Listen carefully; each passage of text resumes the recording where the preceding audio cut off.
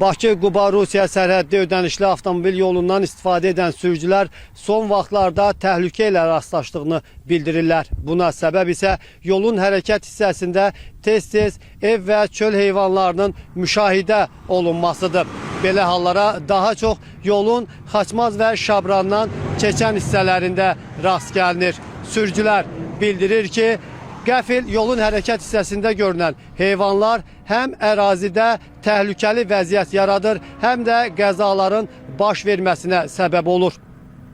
Heyvanların yolun hərəkət hissəsinə keçməsinə səbəb isə yolun kənarlarında olan dəmir torların vətəndaşlar tərəfindən kəsilməsidir. Sürətlə gedən maşın birdən çıxdı, nəsə çıxsa saxlamaq olmur, çətindir. Olub, işitmiş o.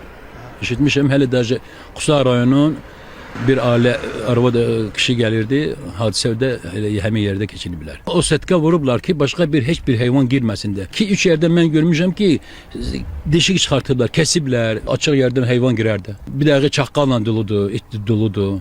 Əlbəttə bu tərəfdə o tərəf keçəcək də o. Allah eləməsin, birdən çıxsa heç kim saxlaya bilməz. Gecə vaxtı gedirsən, sürətli yolda heyvanlar çıxır.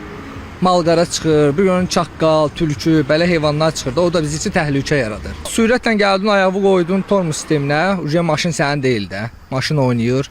Allah iraq eləsin, bardiyor, dəmir. İnsanlar oraları açıblar, yəni ki, heyvan keçir gecə vaxtı, nəsə eləmək lazımdır da. Gecələr çox qəzalı olur.